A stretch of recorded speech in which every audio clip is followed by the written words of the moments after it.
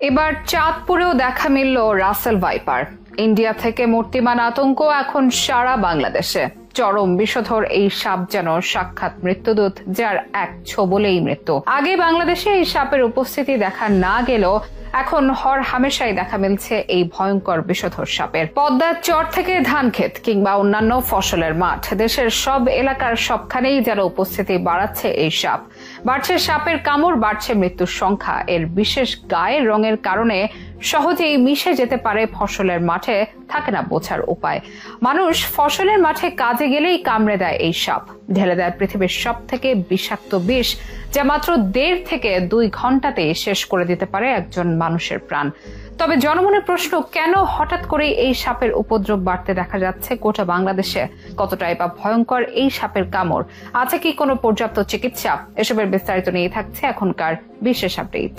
গত 6 মে বিষধর রাসেল ভাইপারের দংশনে রাজশাহী বিশ্ববিদ্যালয়ের এক শিক্ষার্থীর মৃত্যু হয়। সেদিন সন্ধ্যায় পদ্মার পাড়ে তাকে সাপে দংশন করে। রাজশাহী মেডিকেল কলেজ হাসপাতালের আইসিইউতে চিকিৎসাধীন অবস্থায় সেদিন রাতেই তার মৃত্যু হয়। পদ্মার চরে যে রাসেল ভাইপারের উপস্থিতি আছে সেটি গত বছরই খবর আসে, কিন্তু নতুন খবর, ভয়ঙ্কর এই সাপ পৌঁছে গেছে দেশের দক্ষিণ অঞ্চলেও। এবার এটির দেখা মিলল চাঁদপুরেও। তখন থেকে জনমনে প্রশ্ন, তবে কি রাসেল ভাইপারের উপস্থিতি এখন গোটা বাংলাদেশেই? রাসেল ভাইপার বা চন্দ্রপোড়া সাপ পশ্চিমবঙ্গ ও বাংলাদেশের জন্য একটি বিলুপ্তপ্রায় দুর্লভ সাপ হিসেবে জেনে এসেছে মানুষ। বিগত বছরগুলোতে খুব কমই দেখা মিলত এটি পশ্চিমবঙ্গের বেশিরভাগ জেলার গ্রাম অঞ্চলের ভয়ের অন্যতম কারণ। আগে শুধুমাত্র বাংলাদেশের রাজশাহী অঞ্চলে এ সাপ পাওয়া গেলেও বর্তমানে এরা পদ্মা নদীর তীরবর্তী জেলা ও চরসহ নদী পথে সারা বাংলাদেশে বিস্তার লাভ করেছে, যার সর্বশেষ উদাহরণ হলো চাঁদপুর। এখন এই জেলার আশেপাশেও এই সাপের উপস্থিতি বাড়বে বলে আশঙ্কা স্থানীয়দের। শুধু বিশ্বের ভয়ঙ্কর দিকে নয়, স্বভাবগত দিক দিয়ে অন্য সাপের থেকে ভিন্নতা আছে এর। অন্যান্য সাপ মানুষকে এড়িয়ে চলার চেষ্টা করলেও এই সাপটির স্বভাব কিন্তু ঠিক তার উল্টো। তাই প্রতি বছরই উল্লেখযোগ্য সংখ্যক মানুষ এই সাপটির কামড়েই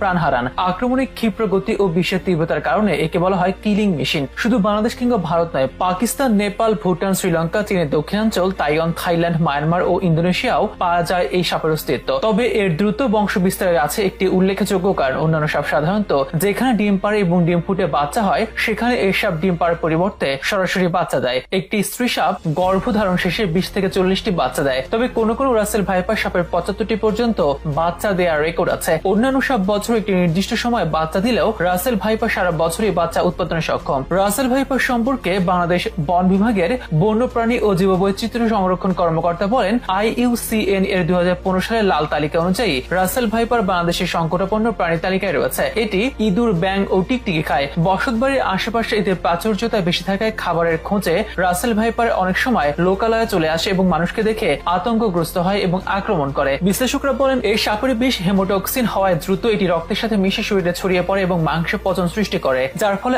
আক্রান্ত ব্যক্তির মৃত্যু হয়। সাপটির কবল থেকে বাঁচতে সচেতনতাই সবচেয়ে কার্যকর পথ। সাপে কাটা মাত্রই কোনো ওঝা নয়, বরং হাসপাতালে নিয়ে যাওয়ার পরামর্শ স্বাস্থ্য বিভাগের। কেননা রাসেল ভাইপারের প্রতিষেধক বা অ্যান্টিভেনম তৈরি হচ্ছে চট্টগ্রামে। এরই মধ্যে অগস্ট মাসে প্রথম দফা পরীক্ষামূলক প্রয়োগ সফল হয়েছে। বিষধর রাসেল ভাইপারের কামড়ে আর মৃত্যু নয়, দ্রুত নিকটস্থ হাসপাতালে গিয়ে অ্যান্টিভেনম নেওয়ার মাধ্যমে সুস্থ হয়ে ওঠা সম্ভব। তাছাড়া এই সাপের কামড় এড়াতে ফসলের মাঠে গম বুট পরে যাওয়ার পরামর্শ দিয়েছেন কৃষি বিভাগ।